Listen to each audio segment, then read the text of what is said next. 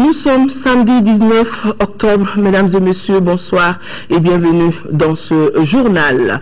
L'hôpital de campagne médico-chirurgical du Maroc installé au stade Modibo Keïta de Bamako est opérationnel, vous le savez, depuis le 17 septembre. Les médecins militaires du centre ont reçu aujourd'hui la visite du ministre en charge de la Santé, du secrétaire général de la présidence de la République et de l'ambassadeur du royaume chérifien dans notre pays.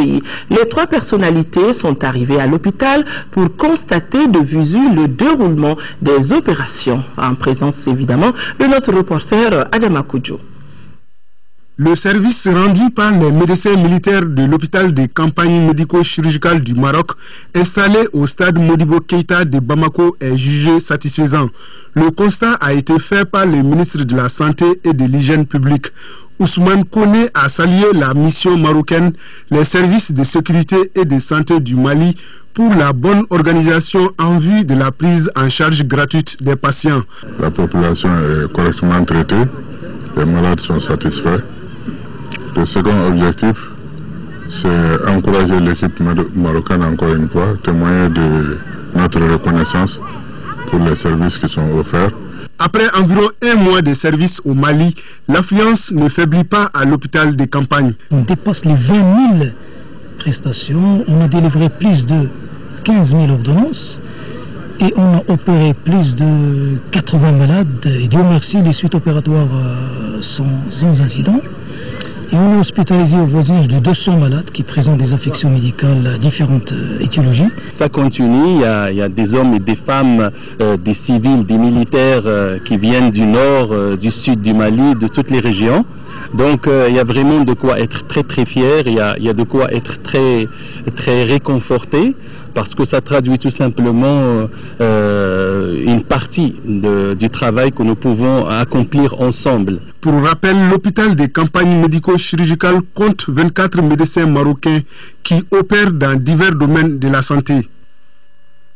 Le ministre de l'Énergie et de l'Hydraulique était en visite sur certains sites de production d'électricité de l'énergie du Mali. Il s'agit en l'occurrence de la centrale thermique de Balengue, celle de Sirakoro Meguetana et du barrage hydroélectrique de Selengue. Sur les sites en question, les travaux de révision des groupes sont en cours en vue de prévenir d'éventuelles coupures d'électricité, nous dit Bourama Traoré.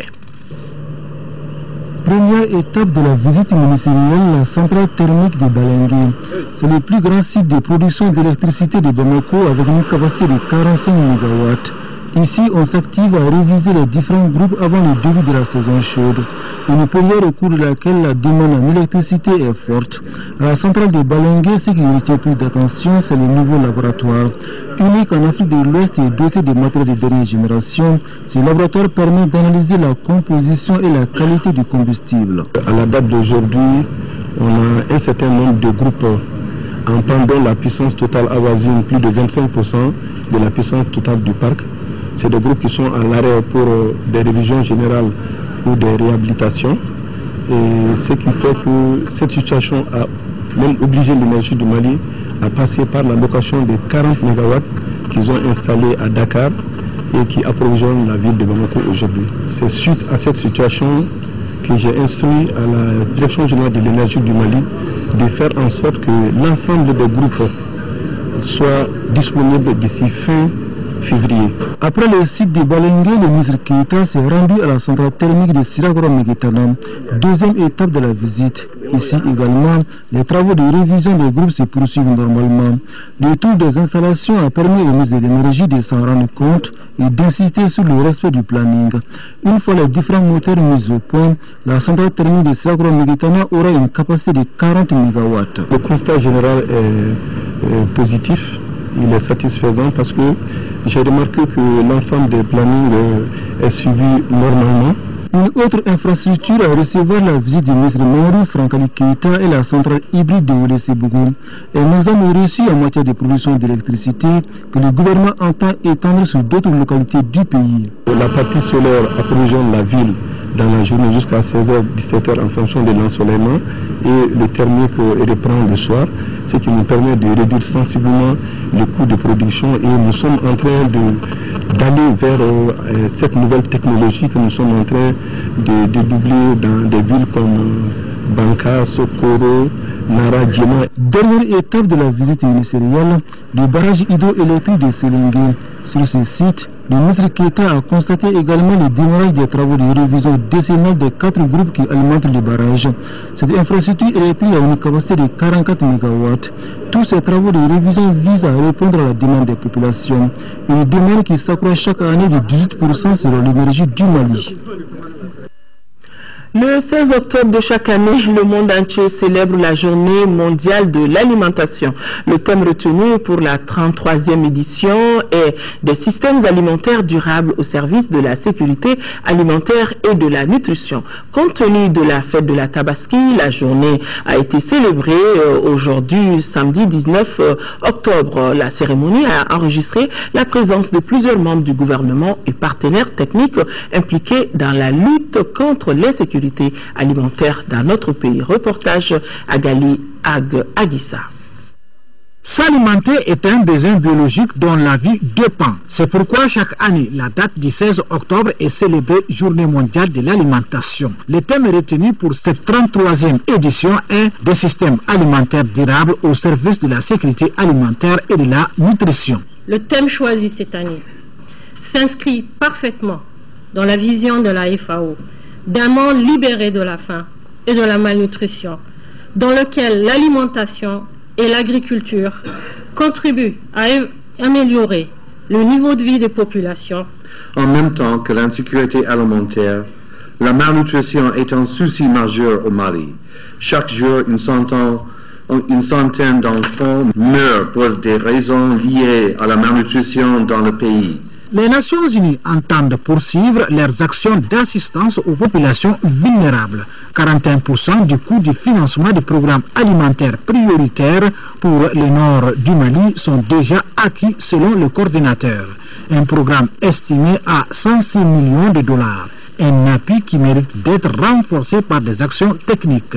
Le gouvernement du Mali va renforcer sa collaboration avec la FAO, le FIDA et les PAM qui disposent d'expériences avérées.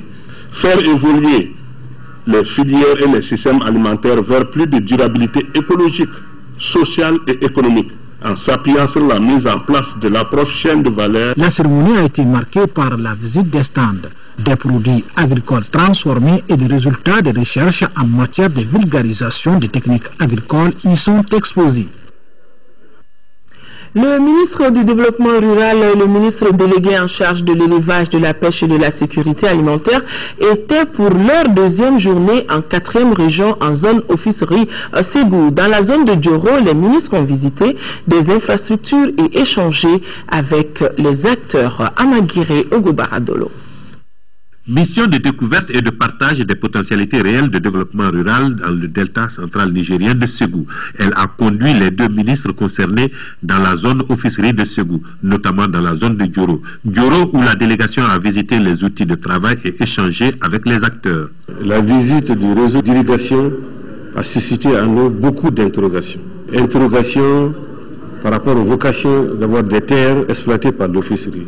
Interrogation par rapport au choix quant au type d'irrigation. Submersion contrôlée, submersion naturelle, maîtrise totale d'eau, la possibilité pour nous d'intégrer le système d'irrigation du casier de Djoro, qui puise sa source à partir du pont de Markala, au système d'irrigation de l'Office du Niger. La mission essentielle de l'officerie consiste à favoriser le développement intégré de sa zone d'intervention, une vision partagée par le département et qui explique la présence effective des 2 ministres en charge de promouvoir le développement rural global et harmonieux. Aujourd'hui, on a pu voir les possibilités réelles qui existent au niveau de la zone en matière piscicole et également, comme on le dit, l'élevage des poissons. Là où on n'a pas beaucoup poussé les diagnostics, c'est ce qui existe en termes de potentialité d'aménagement pastoraux ou des aires de pâturage. C'est à ce niveau, bien sûr qu'on a eu quelques débats par rapport aux vaccinations parce que la zone est quand même une zone qui regroupe beaucoup de bétail. Chaque étape est sanctionnée par une séance d'évaluation ouvrant les pistes de réflexion sur les perspectives d'amélioration des différents secteurs du développement rural. Plus de 95% de taux de réalisation pour la campagne 2013. C'est ce que ressort de la 32e session du conseil d'administration de l'Office du Niger tenue dans la capitale des Balanzans. Fousseini Samake. Cette 32e session de l'Office du Niger a examiné les états financiers de l'exercice 2012, le rapport de gestion 2012, l'état d'avancement de la campagne 2013-2014. Il ressort que, malgré les difficultés dues à la situation sécuritaire dans sa zone, l'Office du Niger mettra tout en œuvre pour tenir son engagement pour l'exercice 2013. Pour cette campagne en cours, l'Office du Niger a atteint un taux de réalisation de plus de 96% des prévisions. Sur le plan agricole, au cours de la campagne 2012-2013, 115 349 hectares ont été mis en valeur saison et contre-saison pour une production de 655 378 tonnes de paddy. Il faut ajouter à cela 6 847 hectares de culture maraîchère en échalotes, tomates, gombo et 200 hectares de pommes de terre.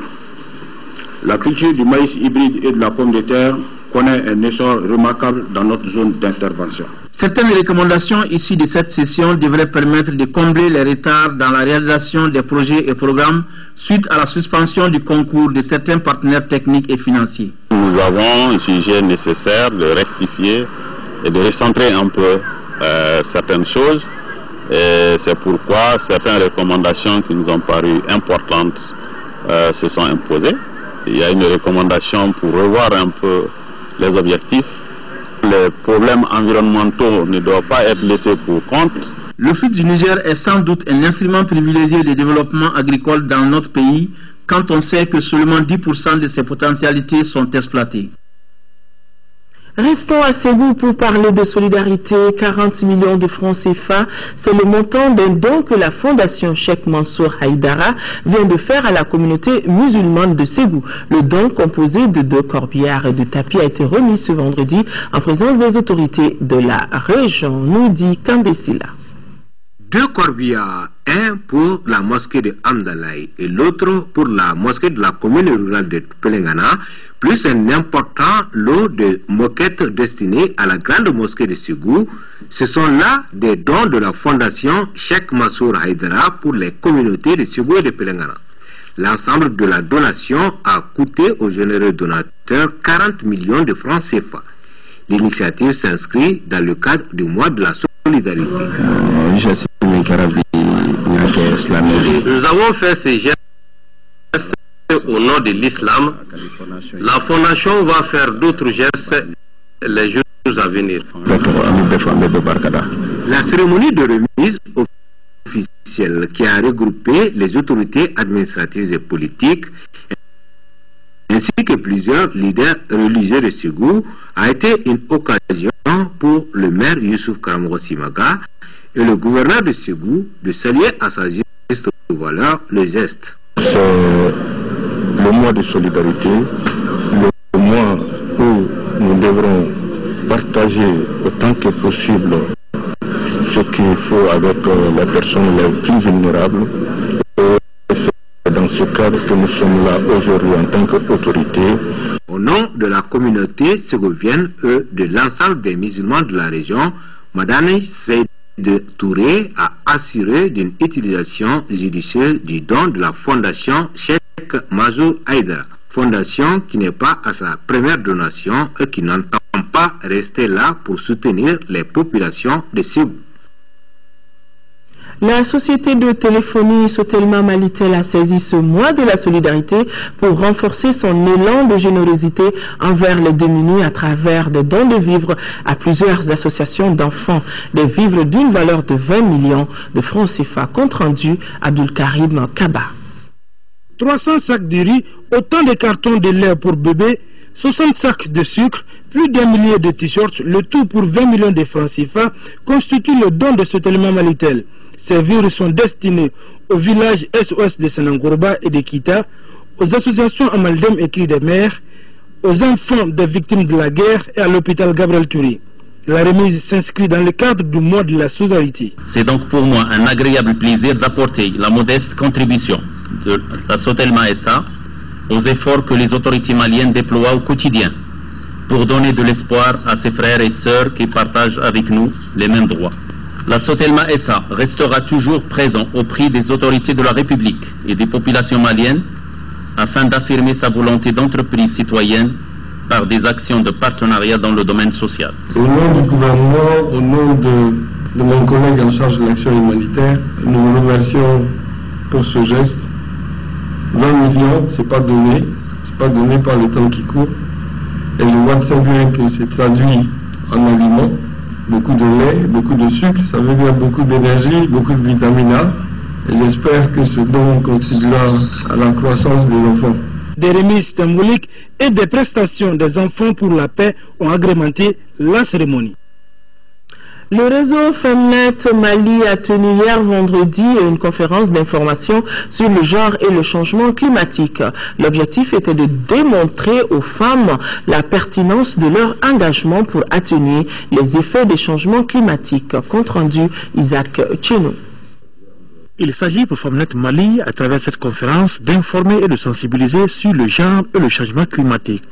Les activités féminines ont toujours été tributaires des questions climatiques, les variabilités des températures de la pluie, d'où toute la pertinence de ce choix.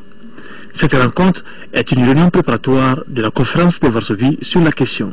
Les femmes jouent le rôle essentiel de jouer en tant qu'agents actifs de la réponse mondiale au changement climatique. L'idée est d'envoyer un signal politique clair et de poser les fondations d'un engagement renouvelé en vue de promouvoir l'égalité de sexe et l'autonomisation des femmes. L'Afrique demeure le maillon faible des mesures d'adaptation et d'atténuation aux effets des changements climatiques. Une situation due à ses maigres moyens et à la fragilité des ressources naturelles du continent. Quand on parle de changement climatique, on ne peut pas parler de changement climatique, de greffer les enjeux sans les femmes. C'est notre quotidien. C'est tous celles qui sont en milieu rural. Elles vivent quotidiennement les effets de ce changement climatique. Au milieu de cette conférence, 3 thèmes relatifs aux droits des femmes et au défi climatique. Des thèmes qui permettront de mieux cerner les contours du genre et le changement climatique. Le mouvement patriotique du 22 mars MP22 a animé ce matin une conférence de presse. Cette conférence vise à donner le point de vue du mouvement sur la situation sociopolitique de notre pays. Boubacar Sissoko était présent. Lors de cette conférence de presse, les responsables du mouvement patriotique du 22 mars, MP22, ont informé la presse sur leur position face à la situation actuelle du Mali. Selon eux, le respect de l'accord de Ouagadougou ne justifie pas la libération des membres du MNLA et non plus la levée des mandats d'arrêt. Les échanges avec la presse ont porté également sur les récents événements survenus à Kati et la situation des policiers et militaires qui sont jusque-là emprisonnés. Ils ont tenu à préciser à la presse que ces critiques ne veulent nullement dire une rupture avec le président de la République, Ibrahim Boubacar Keïta. C'est seulement une façon d'attirer son attention sur ce qui se passe au Mali. Le gouvernement a décidé d'assurer le transport des volontaires pour le retour des déplacés du Nord. C'est ainsi qu'il vient d'affréter 2 bateaux de la Comanav d'environ 400 et 300 places. Les bateaux ont déjà quitté Koulikoro à destination de Tombouctou et Gao avec escale à Ségou et Mopti. L'opération a été lancée en présence du ministre du Travail et des Affaires sociales et humanitaires. Koulikoro, nous retrouvons Seydou Traoré. Ce retour des personnes déplacées dans les régions de Tombouctou et Gao intervient à quelques jours de la rentrée scolaire 2013-2014 des régions du Nord. Une initiative des autorités du pays d'accompagner les volontaires au retour dans leur localité dans de bonnes conditions et sans frais à payer. Pour la circonstance, 2 bateaux de la compagnie malienne de navigation Comanav ont été sollicités par le département en charge du travail, des affaires sociales et humanitaires pour le voyage de quelques 288 passagers de Bamako et Koulikoro et de 448 des régions de Ségou et de Mopti. Vous aurez Diré, Niafouké, Tombouctou et Gao Ce sont les 4 grandes étapes. Mais sur les étapes, on doit s'arrêter aussi à Ségou pour prendre 400 personnes, pour continuer à Mopti, pour prendre le complément à Mopti. Pour le premier convoi, le ministre du Travail et des Affaires sociales et humanitaires est venu constater les conditions de voyage des déplacés. Amadou Konaté a fait le tour dans les différents compartiments du bateau Général Soumaré. Ce bateau même qui transporte pour un départ 69 déplacés de Bamako et 44 de Koulikoro. Le gouvernement accompagne le retour. Les régions de résidence habituelles sont de plus en plus sécurisées et les enfants qui doivent aller à l'école ont une opportunité maintenant d'embarquer et d'être là-bas à temps. Le ministre a annoncé que chacun bénéficiera de 3 mois de rations alimentaires, un geste salutaire en ce mois d'octobre, mois de la solidarité. Ce communiqué pour appuyer cet effort du gouvernement compte tenu des appuis financiers accordés par l'État aux structures étatiques des régions nord du Mali et vu la nécessité urgente de reprise de service, le gouverneur de la région de Tombouctou invite tous les agents de l'État présents à Bamako de regagner dans un bref délai leur poste d'affectation. En 5e région, le Haut Commissariat des Nations Unies pour les réfugiés vole au secours des rescapés du naufrage de la pinasse survenu vendredi dernier à Koubi, commune rurale de Kona. Il vient de mettre à leur disposition des articles composés, entre autres, de couvertures de moustiquaires et bien évidemment des kits de cuisine. Aminata Touré depuis Mopti. Une semaine après le naufrage de la pinasse à Koubi, commune rurale de Kona, la mobilisation et la solidarité autour des rescapés continuent.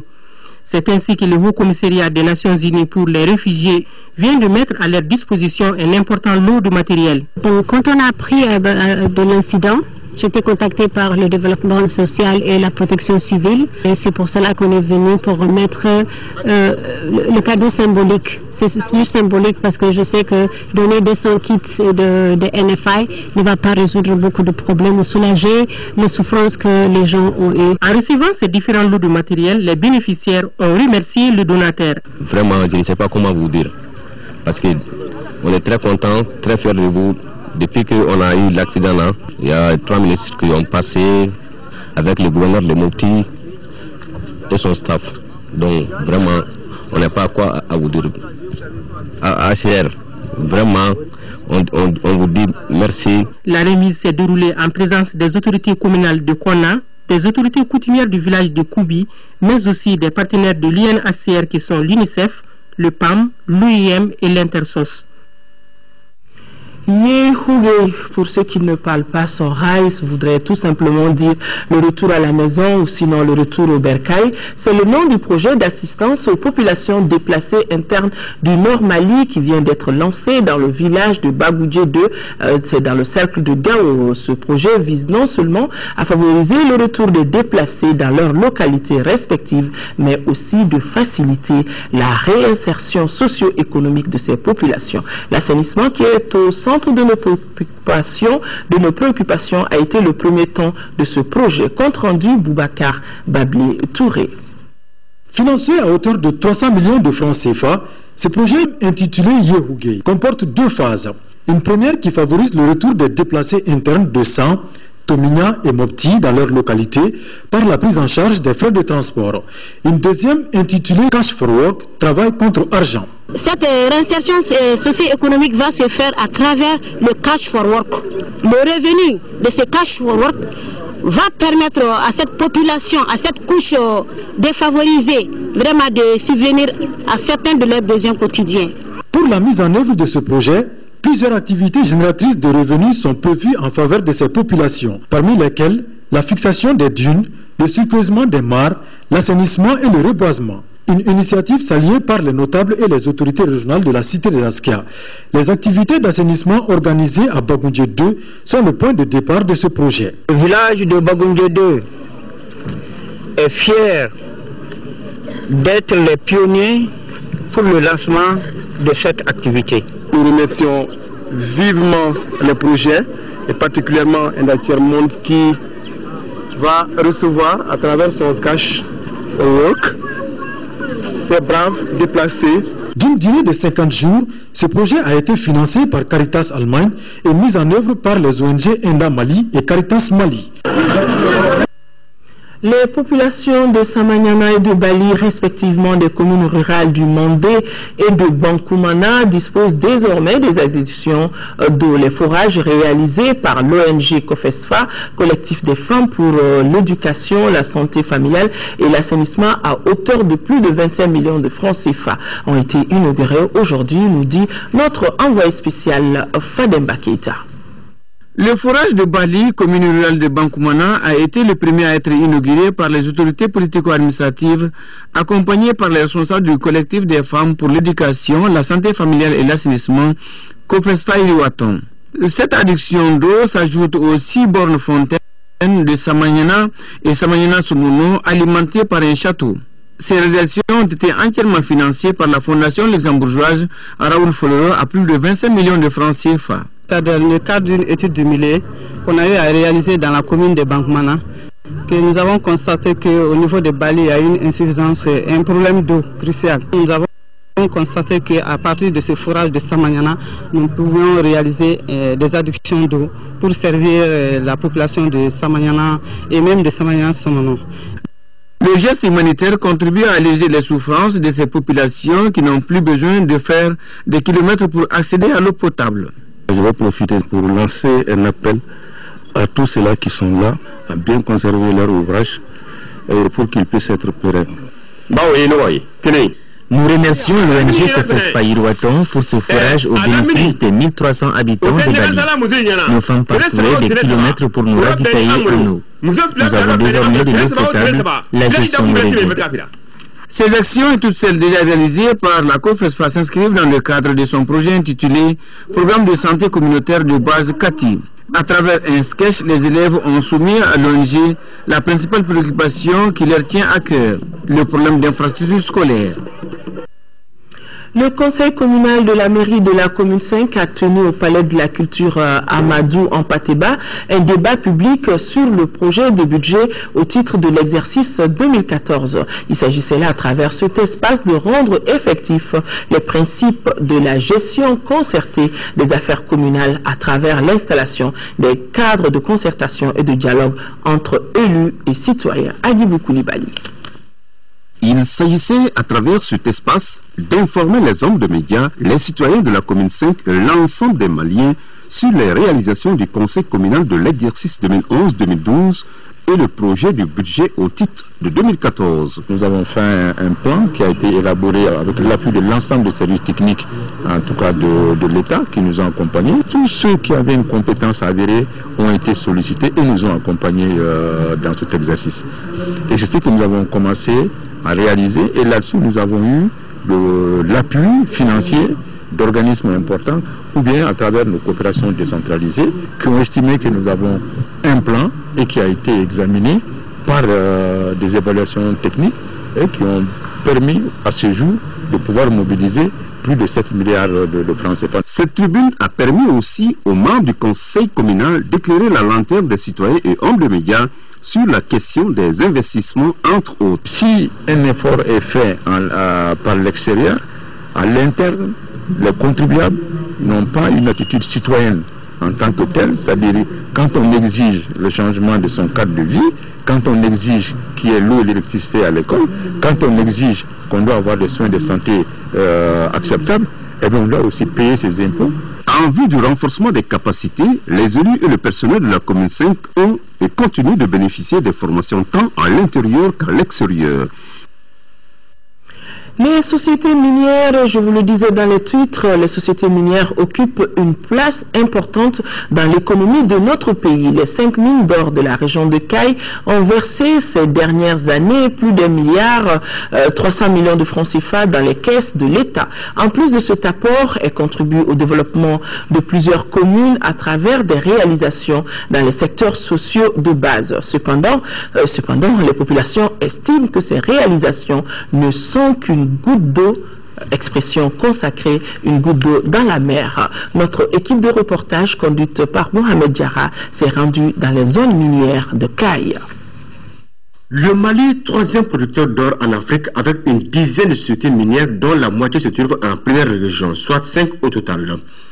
L'implantation des mines aura permis de donner un coup d'accélérateur au processus de décentralisation à travers la réalisation d'infrastructures communautaires.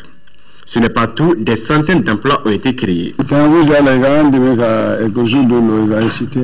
le domaine de l'éducation, des écoles, mosquées et fourrages ont été construits.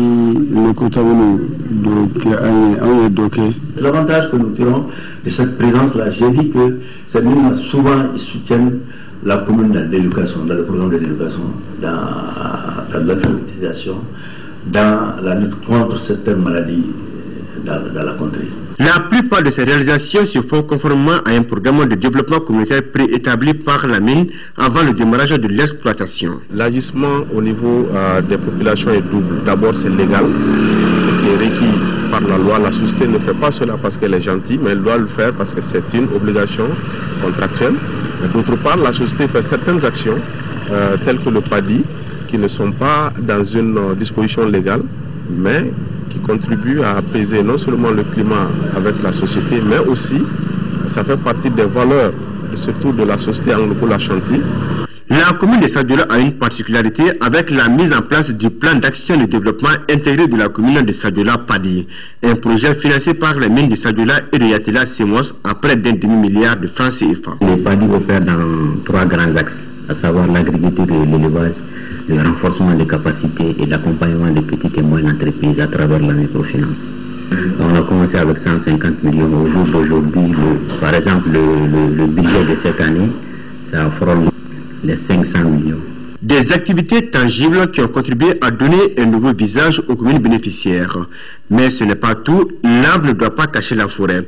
La commune de Kéniéba ne ressent pas les retombées de la nouvelle mine inaugurée en août 2012. Il s'agit de celle de Bunkutu. Au niveau de la commune de Kéniéba, nous ne bénéficions rien dans ce domaine. Ça nous fait 3 ans. Nous avons rencontré toutes les hautes autorités, à commencer d'abord par les autorités locales.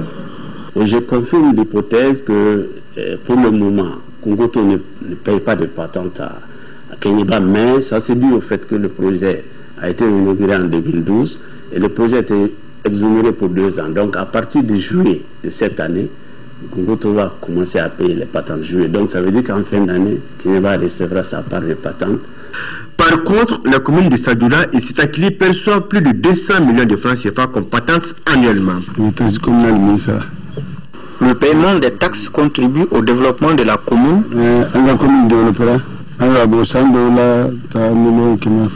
On reçoit entre 200 à 250 millions de francs CFA par an. De gros efforts reconnaissent les élus communaux et la population, mais insignifiants selon certains. Il y a eu beaucoup d'écoles, c'est vrai, il y a eu des barrages, il y a eu même le fonds de développement qui a été mis sur pied par la CEMOS, mais je pense que ce qu'on voit est minime par rapport à ce qu'on devrait avoir sur le terrain. On ne voit pas beaucoup d'intérêt là-dedans. Au niveau des cas ici, bon, ce n'est pas tellement suffisant. C'est un avis qui peut être partagé, et quelque part je dirais même que c'est vrai, parce qu'on ne peut jamais comprendre. C'est une intention de 250 km, et puis 10 ans que ces mines opèrent, on n'a pas pu faire cette route-là. C'est regrettable. Goudronner la route ne fait pas partie des dispositions contractuelles. Nous ne sommes pas en train de dire que ce n'est pas normal de le faire. La société opère sur des budgets opérationnels annuels. Quand tu regardes le coût d'asphaltage d'1 kilomètre, c'est environ 1 milliard sans les ouvrages d'art. Autre préoccupation soulevée par la population, celle est relative à la destruction de l'environnement. Sur la question, les avis des spécialistes divergent. Quand la mine existe dans une localité, ça a directement un impact sur la santé de la population. Parce que il y a les explosions dans la mine. C'est vrai, ils font des études d'impact environnemental et social. Ils font des consultations au niveau des villages. C'est avec l'accord de tous les partenaires qui sont installés. Tout le monde est au courant de les impacts, mais ils font des compensations. Nous travaillons avec des normes environnementales qui sont définies non seulement par l'État, dans le cadre de notre convention qui nous lie à l'État, mais s'il y a les normes internationales auxquelles nous sommes soumis. En attendant de clarifier cette situation, il faudra trouver une solution à l'orpaillage traditionnel qui connaît une proportion exponentielle dans cette zone. Le secteur a donc besoin d'être réorganisé tout en exigeant des sociétés minières de véritables programmes de développement de leur zone d'intervention. Suite de notre série de dossiers ce soir sur la décentralisation, gros plan sur la participation citoyenne. Cette participation se définit comme l'exercice et l'expression de la citoyenneté engagée sous une triple dimension, politique, démocratique et sociale. L'ambition des autorités est de bâtir une nouvelle politique de décentralisation pour l'émergence de la citoyenneté, d'où l'idée d'organiser des états généraux sur la décentralisation. Bourama Traoré. Citoyenneté, que faut-il entendre par ce concept? Du point de vue juridique, c'est la possession d'une nationalité. Entendez également une participation à la vie de la cité. On est citoyen d'un État. Vous êtes malien, on vous dira que vous êtes donc de la citoyenneté malienne. Un autre est de notre pays africain. On parle là du citoyen sénégalais ou du citoyen burkinabé. Donc si la citoyenneté et nation font une, il est également évident que vous devez assumer cette nationalité à travers votre citoyenneté. Ça veut dire quoi? Vous devez assumer d'abord toutes les charges qui sont consignées dans la Constitution, par exemple. Quelles sont les valeurs attachées à la citoyenneté et comment se construit-elle? Explication. Il faut aller puis au niveau de la famille d'abord, parce qu'un enfant qui naît dans une famille et qui n'a pas, par exemple, son acte de naissance ne peut pas se prévaloir de la nationalité malienne, donc de la citoyenneté malienne, d'autant plus qu'il va demeurer une personne humaine. Ça veut dire qu'il y a un déficit de citoyenneté au niveau de ses parents. Quand on parle de citoyen, on parle d'abord de devoir de citoyen.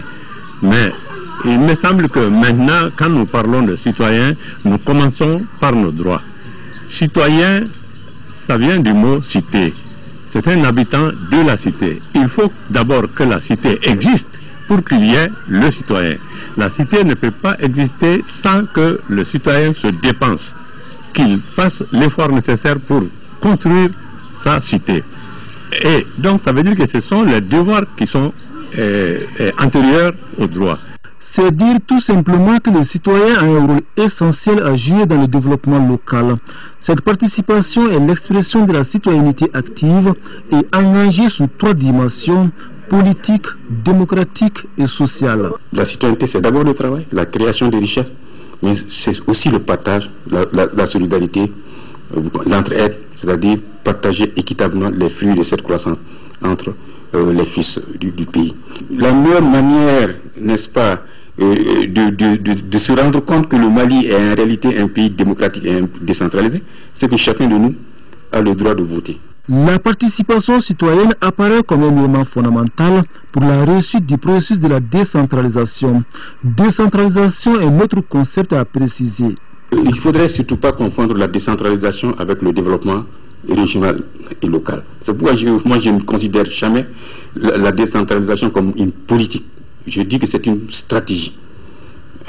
Une stratégie avec comme finalité le développement local et régional. Donc en tant que stratégie, nous pensons que l'État a produit suffisamment de textes. Donc c'est pourquoi dans un des livres que j'ai publié il y a 20 ans, j'ai dit que le développement régional et local en réalité, c'est les textes de la décentralisation en mouvement sur un territoire donné. Si vous avez des acteurs locaux à la hauteur des enjeux, il est sûr que votre commune va se développer. Dans la nouvelle politique de décentralisation que les autorités nationales entendent bâtir, l'émergence d'un nouveau type de citoyens s'avère nécessaire. C'est du moins la conviction des autorités traditionnelles. Pour un Mali nouveau, il faut certainement une nouvelle émergence sur le plan de la décentralisation, mais cette émergence se fait avec de nouveaux citoyens. Donc une nouvelle citoyenneté, je dirais plutôt une vraie citoyenneté. Et cette citoyenneté, elle ne s'acquiert pas du jour au lendemain. Elle nécessite l'implication de tous. La décentralisation rime avec autonomie matérielle, organique et fonctionnelle. Cette triple autonomie ne signifie point indépendance. La structure décentralisée reste sous la surveillance de l'État. La pièce Dormir dans l'Azawad a été présentée au grand public hier soir pour la première fois. C'était lors de la soirée Téléthon organisée par le ministère de la Culture et la Fédération des artistes du Mali. L'objectif était de contribuer à la réconciliation et aider du coup les artistes déplacés du Nord et les victimes des inondations. C'était en présence de plusieurs membres du gouvernement et de notre reporter Cheikh Oumar Sangaré. Le ton de ce téléthon Grand Cœur pour la paix au Mali a été donné par l'ensemble instrumental du Mali. La formation musicale a respecté la tradition en proposant des titres riches et variés, cadrant ainsi avec la vision de la soirée, la paix dans la diversité. Dans son adresse au public, le président de la FEDAMA, un comédien transformé en poète pour la circonstance, a essentiellement parlé de paix et de réconciliation. Cette soirée, intitulée Grand Cœur pour le Mali, se veut une soirée de réconciliation des fils du Mali, malgré les différences. Ango ben dron. La paix, rien que la paix. La pièce Dormir dans l'Azawad a été largement acclamée dans la salle. L'œuvre est pleine de sensations et d'émotions. Un véritable appel à la paix que les spectateurs ont apprécié à sa juste valeur. C'est bien préparé. Nous sommes vraiment ravis de cette pièce-là. Voilà, on pense que ça va continuer. La paix sera totalement au Mali, dans tout le monde entier. C'est une œuvre majeure des productions de notre pays. C'est une œuvre sérieuse et en même temps une œuvre qui correspond à ce que nous aurions pu imaginer pour le rendu de ce qui nous est arrivé. Les artistes n'ont jamais baissé les bras et comme l'a dit le secrétaire général de la FEDAMA, les artistes sont dans la société comme le sang dans le corps. Par cet événement de ce soir, tous ont voulu exprimer leur adhésion totale aux idéaux de paix, aux idéaux de réconciliation nationale dont le pays a tant besoin aujourd'hui au sortir de ce que nous savons. Les fonds collectés au cours de cette soirée serviront à soutenir les artistes déplacés du Nord et les victimes des inondations. Nouvelle sportive, il n'y a pas eu de miracle pour le stade malien de Bamako. En demi-finale, retour de la Coupe de la Confédération. Les Blancs se sont inclinés cet après-midi à Lumumbashi, 1-0 face au tout-puissant Mazembe. But marqué sur penalty à la 5e minute. Les Congolais avaient fait l'essentiel ici à Bamako en s'imposant à l'aller 2-1. L'adversaire du tout-puissant Mazembe sera connu demain à l'issue du match Club Sportif Sfaxien contre le Club Athlétique Bizertin. Voilà, c'est avec cette nouvelle sportive que se referme définitivement ce journal. L'information